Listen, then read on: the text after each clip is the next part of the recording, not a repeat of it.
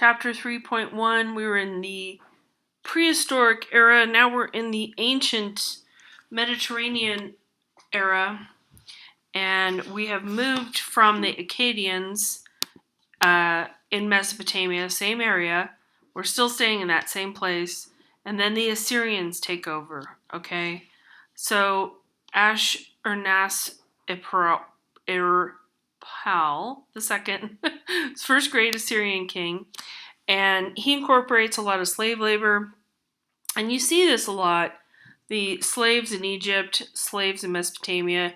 You have Greek and Roman slaves, but not to the extent that you do in other countries. There are servants and slaves, and they're not.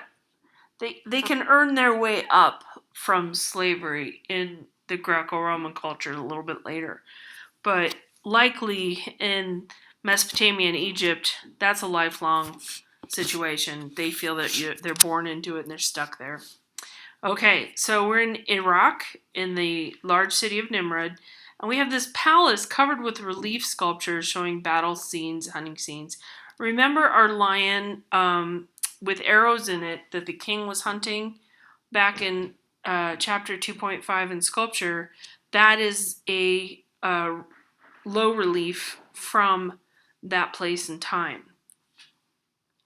This is a high relief, the Lamassu. So I always want to say Lamassu, but it's Lamassu. It's a human head on a lion's body, which shows the strength of the king, right? Because we were previously in that example in sculpture, in the sculpture section, it's about hunting the lion to show power.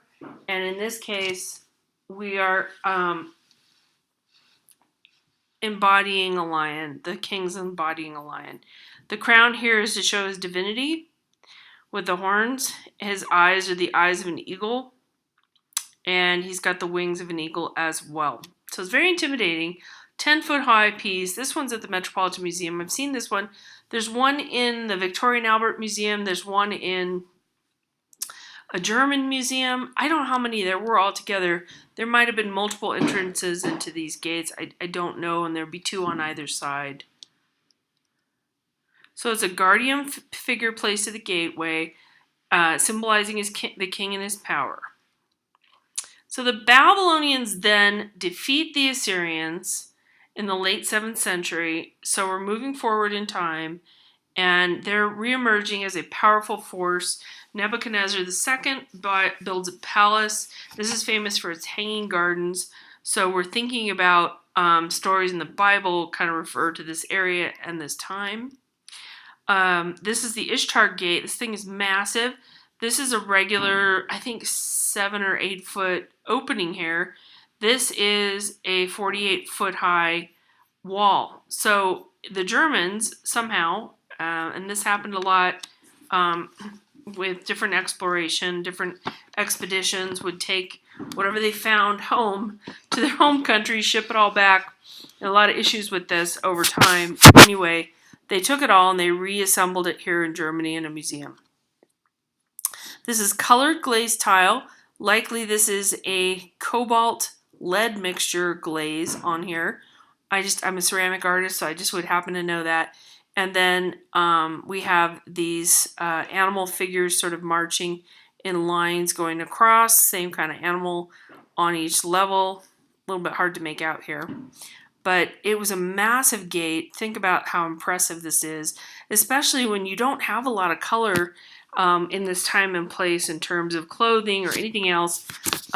Just to see all this blue, it's just like, oh my stars. And you can kind of see a little bit of the detail getting into this patterning that predates Islam. Islam doesn't happen for another 1,400 years. I don't think I'm doing my math very well. For over 1,000 years later, put it that way. And in that same area in Iraq, this is quite popular already, this sort of geometric patterning that's going around here in details. Also, think about a city gate. Most cities in history had or still have city gates to keep out other armies and warring tribes or whatever it would be. So they would keep an eye on who would come in. And they're quite tall, allowing like a larger, animal or, procession to come in, but there were probably wooden or, some other type closure here.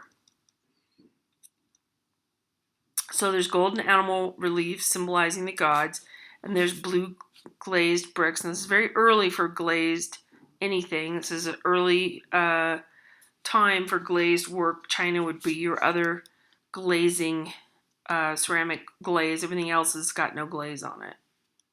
So this goes to the local ziggurat, which was a small pyramid-like structure. It was solid. It wasn't like the Egyptian pyramids. It was mounds of dirt faced with brick. Okay, ancient Egypt. So we're going to go backtrack a little bit in time, and then we're going to move south. And let's look at our map for just a second and go back here. So just so we have a better sense of where we are. So we're over here between these two rivers, the Tigris, the Euphrates. Those are still there, of course. Baghdad is down here, Babylon's down here, Ur is down here. So in this general area, all these things are happening. Very fertile area. So borderline to Persia, we're close to Persia over here, but Iraq is here, Iran is over here, Jerusalem is here. We have Giza over here, where the pyramids are, and Alexandria is the port city on the Mediterranean of Egypt. Then we go back up this way up the Nile. Karnak is a famous place for a lot of statues for temples for Egypt, but Egypt is down here. Does that make sense? So we're over here, and this is a lot of this activity is coming across, a lot of sailing going across here. We get up here, that's Byzantium, which we're going to get into later, but that is Constantinople, is Byzantium. It's also called Istanbul now, and we see some of these different areas and how to connect them. All right, Rome and so on we'll get into in a little bit. Okay, so Egypt has the same artistic style for 3,000 years. There's no other art style that lasts as long and as consistently as the Egyptian artwork. There's three main phases, and there's a bunch of sub-phases of styles with Egypt. But basically, when we think about Egyptian art, we can recognize it quite easily because we know what the figures look like, and we have a strong sense of what all that work looks like. So it's focused on eternity, on the afterlife. The Egyptians believed the pharaohs ruled with the authority of the gods. Tombs contained everything that the pharaohs needed while living. Complex burials and mummification meant to protect the dead person's life force, or Ka. We're looking at 3 pyramids of Giza. Remember, that was up the north of Egypt toward the Mediterranean, but we're not there yet. We're, inland a little ways and up the Nile. The Nile, I believe, is over here. We might be on the Nile over here, or it winds around. I'm not sure. But these 3 pyramids, these guys kind of happen in rapid succession. They are relatives, okay? So Khufu, Khafre, and Menkaure, they happen sort of really close together, and they're father, son, grandson. And you can see this image was probably taken, 15, 20 years ago. And you see the smog in the urban area here in Cairo. But look at all the camels. They're still there, partly for the tourists, but they are a really practical animal in the desert.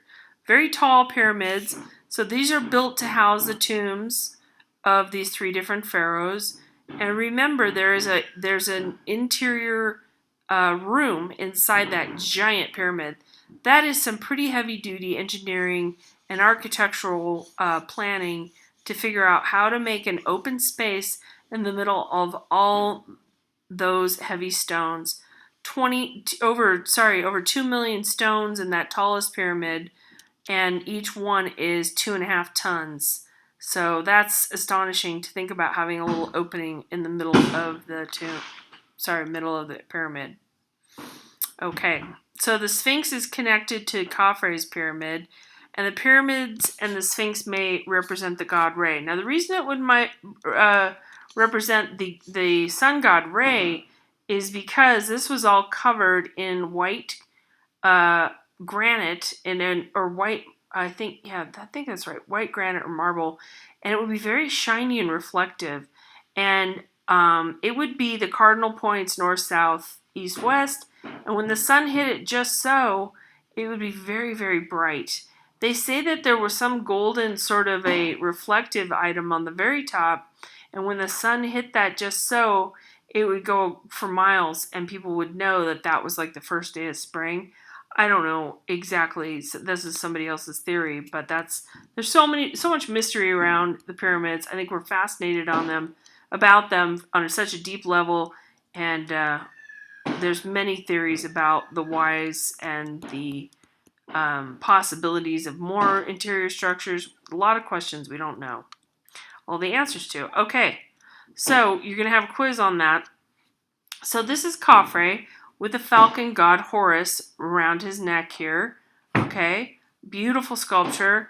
This isn't in the round sculpture, remember, because we can walk around it, but it's meant to sort of be placed up against a wall. He's on his throne here, and the throne is still part of the same stone. This is all one stone, right? So the idea of permanence and eternity is important to the Egyptians. This stone carving has to look like the actual person. The face has to have a strong likeness. Now the body's idealized. He could have been an overweight person. He might have been very thin. We don't know. But they always show him at a peak physical state. And we see this later with the Greeks as well.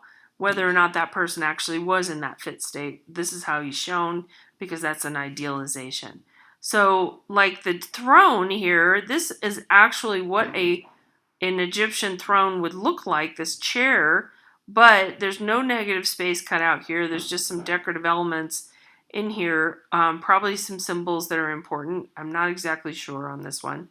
But to carve a solid piece out of rock, carve parts of this out of rock, they want to keep this intact to look like the god so that his soul will come back to him and be able to embody him. So he sits really stiffly. Part of the reason for that is so his thumbs and his arms and so on don't break off, but also just it's very formal and respectful. So he's the resting place for the pharaoh's Ka, his soul. They have several different versions of the soul in Egyptian culture, but let's just say Ka is what the soul is. So that's the falcon signifies the pharaoh's importance. Hieroglyphics are an important thing to note. We haven't looked at any yet in this chapter, but this is the written language of the Egyptian, and they kind of look like animals or objects or a combination of thereof, but they can represent ideas or sounds. Now, the Rosetta Stone was really important in 1799. Greek was known, ancient Greek language, ancient ways of speaking, and ancient literature from Greece was known. So in 1799, they find the Rosetta Stone, which is something around the time of Ptolemy, and almost 2,000 years earlier, around the time where the Greeks and Romans were dominating the Mediterranean and Egyptian culture.